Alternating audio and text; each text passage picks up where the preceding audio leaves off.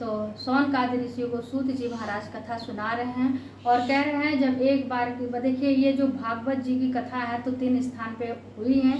पहले हुआ है कि नैमिषारण्य में हुआ है जो सूत जी और शौनकादि जी के मध्य में हुआ है। दूसरी बार जो हुआ है राजा परीक्षित श्री सुखदेव जी महाराज जो सुखताल में हुआ है, गंगा तट पे सुखताल में। और तीसरे स्थान पे हुआ है जो मैत्री मुनि विदुर जी के बीच में जो हरिद्वार में आनंद नाम के घाट में हुआ है। तो शौनकादि ऋषि से सूत जी महाराज कह रहे हैं कि भगवान शंकर माता भवानी को कथा सुना रहे हैं और जब कथा सुना रहे हैं तो माता पार्वती बड़ी ध्यान से कथा को सुन रही हैं, अमर कथा सुना रहे हैं। और जब माता पार्वती देखिए 5 दिन तक लगातार कथा सुनी है। माता पार्वती 5 दिनों तक बड़ी ध्यान से भागवत जी की कथा सुनती हैं। सुनते सुनते माता पार्वती को नींद, भगवान शंकर कहते हैं देवी योगेश योग विन्यास। उद्धव जी ठाकुर जी से कहते हैं कि हे प्रभु आप योग के स्वामी हैं, योग के अधीश्वर हैं, बताइए त्याग क्या है, वैराग्य क्या है। जब भगवान शंकर माता भवानी को कथा सुना रहे हैं और इसी ज्ञान में प्रसंग को सुनते सुनते माता पार्वती को निद्रा आ गई। देखिए ये निद्रा क्यों आती है, ये लॉजिक बात है। जब हम कहीं कथाओं में जाते हैं, भजन कीर्तन होता है, सत्संग में जाते हैं तो मुझे सबको नींद आती है, ये लॉजिक बात है। क्यों आती है? देखिए पहली बात तो कहते हैं तब कथामृतम तप्त जीवनम। जब हम कथा सुनते हैं तो हमारे जीवन में तृप्ति मिलती है, संतुष्टि मिलती है, एक प्रसन्नता आती है और विश्राम मिलता है जीवन में। जब व्यक्ति के जीवन में विश्राम मिलता है तभी तो निद्रा आती है। दूसरी बात यह है कि जब एक बार की बात है भगवान शंकर भगवान राम त्रेता युग में जब कुंभकर्ण का वध करते हैं, उस समय कुंभकर्ण की पत्नी देवी निद्रा भगवान के पास जाती हैं और हाथ जोड़ के निवेदन करती हैं, कहती हैं प्रभु आप मेरे पति को मार दिए, अब आप ही बताएं मैं किसके आश्रित रहूं, मैं किसके सहारे रहूं। तब भगवान राम कहते हैं देवी तुम जाओ जहाँ पर राम कथा, कृष्ण कथा, सत्संग, भजन हो रहा हो, उन कथाओं में जो व्यक्ति सो रहा हो उनके ऊपर जाकर के तुम बैठ जाना, समझना यही कुंभकर्ण है। तो कहने का भाव है कि जब भी हम कथाओं में जाएं तो यदि नींद आए तो हमें सोना नहीं चाहिए।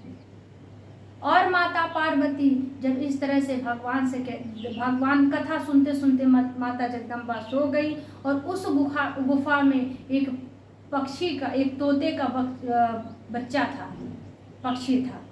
और जब देखा माता भवानी सो गई हैं तब वो सोच रहा था कहीं भोलेनाथ कथा सुनाना बंद ना कर दें, इसलिए वह सुख का बच्चा ओम ओम का उच्चारण करने लगा। और कथा की जब भागवत की कथा विश्राम हुई तब भोले बाबा ने जोर जोर से जयकारा लगाई, बोलिए बाके बिहारी लाल की जय। और जब ऐसे जोर से जयकारा लगाया तो पार्वती मैया की नींद खुल गई, निद्रा टूट गई। तो जब माता पार्वती की नींद खुल गई, जोर जोर से जयकारा लगाए भोलेनाथ, उस समय जयकारा को सुन करके माता की नींद टूट गई। प्रभु तो फिर कृष्ण ने उद्धव से क्या कहा? भगवान भोलेनाथ ने कहा कि मतलब कथा तो पूरी हो गई। माता पार्वती कहती हैं प्रभु मैं सो गई थी, मुझे नींद आ गई। तब भोलेनाथ कहते हैं कि यह बीच में ओम ओम कौन बोल रहा था? पीछे मुड़ करके देखा, नेत्र चारों तरफ घुमाए तो देखा एक सुख का बच्चा, एक पक्षी ओम ओम बोल रहा था। भगवान शंकर शिव ने कहा देवी कथा ये तो मानिए कि ये ब्रह्म विद्या का चोरी किया है, क्योंकि देखिए कथा का कुछ नियम है, कथा सुनने के कुछ नियम बताए गए हैं। देखिए कथा कहते हैं 3 प्रकार से सुना जाता है। 3 श्रोता होते हैं 3 प्रकार के। एक तो होते हैं श्रोता जो कथा बड़ी ध्यान से सुनते हैं, दूसरा होता है कि श्रोता, तीसरा होता है श्रोता।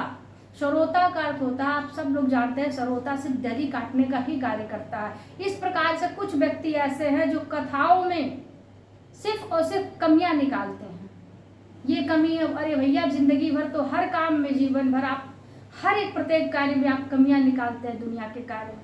लेकिन ये भागवत की कथा है, जहाँ सत्संग भजन हो कीर्तन हो, वहाँ कमियों की दृष्टि से ना देखें, क्योंकि आप किसी दूसरे की नहीं, खुद के पैर में कुल्हाड़ी मार रहे हैं।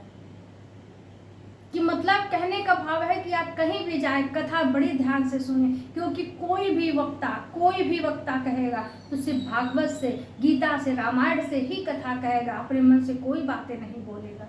इसलिए शास्त्रों की बातें हम सुने, छोटा से छोटा कथा हो, बड़ा से बड़ा कथा हो, उसे हमें श्रवण पान करना चाहिए, जीवन में उतारना चाहिए। अरे कोई भी बातें ऐसे नहीं है कि चारों बातें आप सुने तो हर बातें आपको अच्छी लगे। कुछ बातें यदि 4 बात आप सुने, उसमें से एक बात यदि आपको अच्छी लगे तो उसे जीवन में उतार ले। यही जीवन का लक्ष्य है। देखिए धर्म क्या है, कहते हैं धारयति इति धर्म, जिसे हम जीवन में धारण करें वही धर्म है। माता का धर्म, पिता का धर्म, पत्नी का धर्म, पुत्र का धर्म। लेकिन परम धर्म क्या है, कहते हैं ईश्वर को प्राप्त करना, यही धर्म है। तो माता पार्वती से भगवान शंकर बताते हैं। श्रोता एक बताया कि श्रोता कौन होता है, जो कथाओं में आकर के सिर्फ सोए, आता तो कथा में है पर सोता, इसे हम श्रोता कहते हैं। तो 3 प्रकार के सुनने वाले श्रोता होते हैं। तो भगवान शिव ने कहा कि देवी कथा ये तो पीछे बैठ करके सुनी है, मानो उसने ब्रह्म विद्या की चोरी की है। भगवान शिव ने अपने त्रिशूल को आदेश दिया कि तुम जाओ इस तोते को मार डालो। अब भगवान शंकर त्रिशूल को आदेश दिए और आगे आगे तोता, पीछे पीछे त्रिशूल। भागता हुआ पक्षी जो तोता था, कैलाश पर्वत से उड़ता उड़ता पक्षी बद्रीनाथ धाम में व्यास जी की पत्नी सम्या प्रास में पहुंचा, उनके व्यास जी के कुटिया में पहुंचा।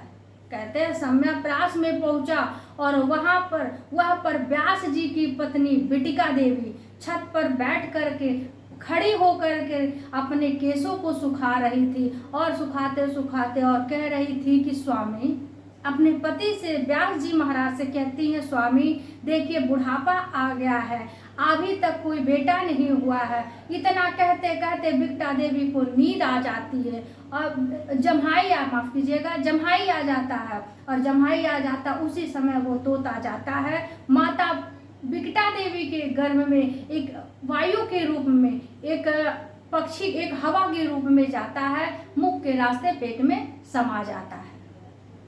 और भगवान शंकर अपने जब देखते हैं कि अरे ये तो पेट में समा गया है, तो मैं इसको क्या करूं, क्या दंड दूं। भगवान शंकर सोच रहे हैं कि हर इच्छा भाभी बलवाना, हृदय विचारत शंभु सुजाना, होई है वही जो राम रचि राखा, को कर तर्क बढ़ावो शाखा। भगवान शंकर सोच रहे हैं, भोलेनाथ विचार करते हैं कि लगता है राम जी की इच्छा नहीं कि मैं इसको दंड दूं, दंड मिले तो जैसे राम जी की मर्जी वही होगा। महाराज सुखदेव जी महाराज बिटिका देवी के गर्भ में प्रवेश कर गए और बाहर आने का नाम तक नहीं लेते हैं, और बहुत दिन बीत गए। अंत में भगवान शंकर जब जाते हैं, भगवान शंकर सुखदेव जी महाराज, वो जो तोता था पेट में गया था, उसको अंत में वचन देते हैं कि तुम पेट से बाहर आ जाओ, मैं तुम्हें नहीं मारूंगा। क्योंकि वेद व्यास की जो पत्नी बिटिका देवी थी, उनको बहुत पीड़ा हो रही थी, कष्ट हो रही थी, 12 वर्ष बीत गए थे। अपने पति से कहती हैं, पति देव मुझे इतनी पीड़ा हो रही है कि मैं क्या बताऊं। वो जो भी पेट में है वो बाहर आने का नाम नहीं लेता। तब व्यास जी महाराज उस बच्चे से, उस सुख से कहते हैं कि बेटा तुम जो कोई भी हो बाहर आ जाओ, क्योंकि तुम्हारी माँ को बहुत पीड़ा हो रही है, कष्ट हो रही है।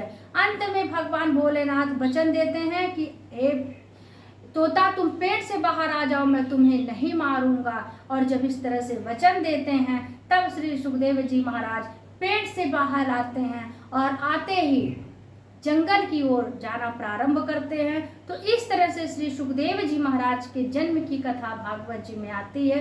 बोलिए राधा रमण सरकार की